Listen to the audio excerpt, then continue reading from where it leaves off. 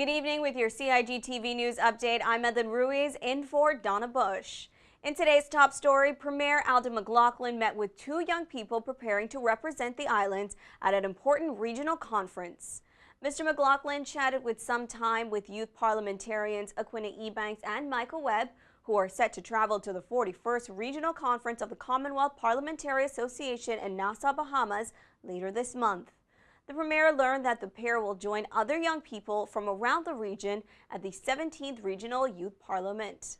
There they will debate a resolution to strengthen the union between all nations of the Caribbean, the Americas, and the Atlantic region.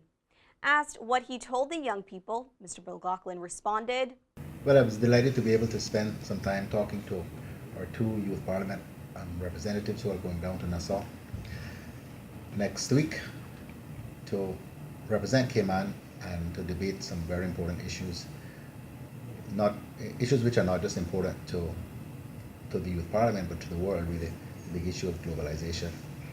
And it was good to be able to exchange some ideas with them about this, and from my own perspective to hear what the next generation thinks about the prospect of globalization.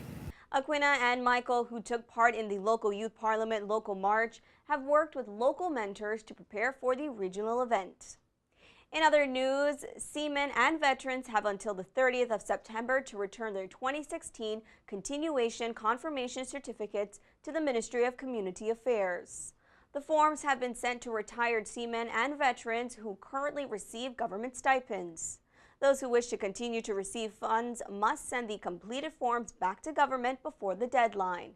This is to keep the ministry's records concerning grant recipients as current as possible. Medical certificates are required for persons who are disabled, housebound, or who travel overseas for an extended period of time for medical purposes. Recipients are also encouraged to contact the ministry whenever their personal details change.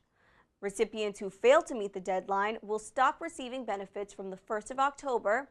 If no documentation is received before the 1st of March 2017, persons will be terminated from receiving benefits and will have to reapply.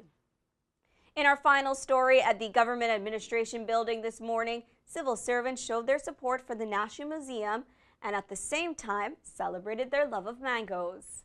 Over the last few days, the museum had been selling t-shirts at the Civil Service headquarters, where they raised some $1,000 toward the conservation and preservation of the museum building and its public education programs. Those who purchased the shirts were invited to take photos to show their support for the museum.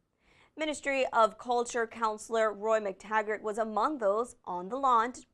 Tomorrow's event takes place on Saturday, the 16th of July, from 3 to 8 p.m. at the National Museum on the waterfront in Georgetown.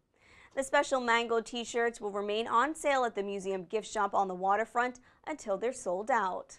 Interested persons can call 949-8368 for more information. And we end with a reminder that the HSA parking lot will be closed this Sunday to finalize the repaving process. Security guards will be on hand to direct you to alternative parking. As always, if you missed today's news update, you can get all the details on our Facebook and YouTube pages. And of course, don't forget to tune into Radio Cayman's For the Record and Talk Today shows. I'm Edlin Ruiz. Thanks for watching and have a good night.